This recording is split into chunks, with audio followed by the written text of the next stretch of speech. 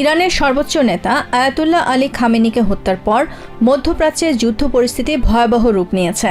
রবিবার সকালে ইসরায়েলি সামরিক বাহিনীর মুক্তি দেয়া ভিডিওতে দেখা যায় ইরানের রাজধানী তেহরানের ওপর মুহুর্মুহু বিমান হামলা চলছে।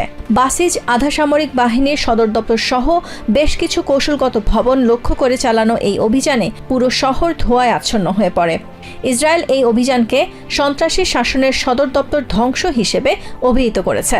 ইরানের রাষ্ট্রীয় গণমাধ্যম নিশ্চিত করেছে শনিবারের ভয়াবহ যৌথ হামলায় নিহত হয়েছেন সর্বোচ্চ নেতা আয়াতুল্লাহ আলী খামেনি। তেহরানের একটি বাংকারে চালানো এই হামলায় তার পরিবারের একাধিক সদস্য সহ অন্তত 40 জন শীর্ষ সামরিক ও রাজনৈতিক কর্মকর্তা প্রাণ হারিয়েছেন।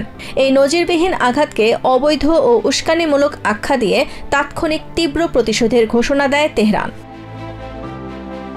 প্রতিশোধের অংশ হিসেবে কয়েকশো ব্যালিস্টিক মিসাইল ও ড্রোন দিয়ে ইসরায়েলকে লক্ষ্য করে স্যাচুরেশন অ্যাটাক চালায় ইরান। এর মধ্যে বেইত শেমেশ এলাকায় একটি আবাসিক ভবনে সরাসরি ক্ষেপণাস্ত্র আঘাত হানলে 8 জন ইসরায়েলি নিহত হন।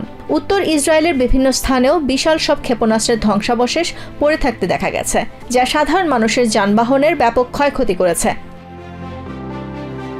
তবে ইরানের এই ক্রোধ কেবল ইসরায়েলে সীমাবদ্ধ থাকেনি। ঘাঁটি থাকা উপসাগরীয় 7টি দেশেও আঘাত হেনেছে ইসরায়েলি ড্রোন ও মিসাইল। দুবাই ও আবুধাবি বিমানবন্দরে হামলায় 3 জনের মৃত্যু হয়েছে। দুবাইয়ের আইকনিক বুর্জ আল আরব এবং পাম জুমেইরাহ এলাকাতেও ক্ষয়ক্ষতির খবর পাওয়া গেছে। কুয়েত ও কাতারে অবস্থিত ইউএস ঘাঁটিও ইরানের হামলা থেকে বাদ যায়নি। এছাড়া বাহরাইন ও সৌদি আরবেও রবিবার বড় ধরনের বিস্ফোরণের খবর পাওয়া গেছে।